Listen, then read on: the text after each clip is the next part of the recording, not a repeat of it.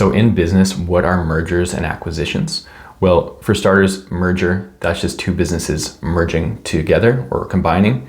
And acquisition is just acquiring. So that's when one business acquires another business. So mergers and acquisitions are just two different ways in which businesses can be combined, whether that's one business taking over another business and buying it out, or two businesses partnering together to form one entity. So just for an example, on the acquisition side, this is pretty common. You'll see this a lot even with big companies and small companies. But for example, with some bigger companies, Facebook acquired WhatsApp and Google acquired YouTube. So those were separate legal entities, separate businesses, and one of the businesses acquired the other one and took it over. This can also be pretty common with businesses like law firms where maybe they start in one city and then they want to expand to another city.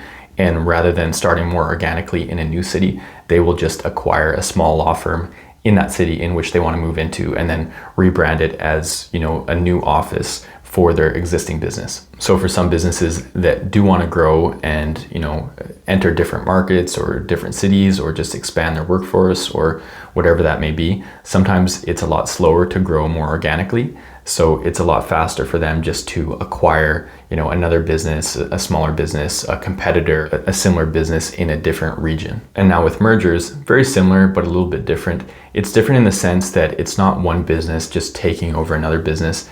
It's more of two businesses coming together and typically reforming a new single entity. And there was a big case of this in Canada just recently where Shaw Cable and Rogers Communications merged. So two large entities that in a sense are competitors, they're now merging together and creating one entity and working together. So it's not so much of a takeover, they're branding as the two companies working together. And that may change over time in a case like that where maybe they end up just going with one business name.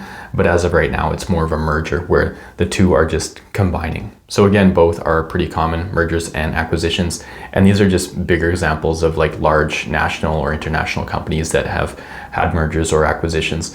But this does happen on a smaller scale as well.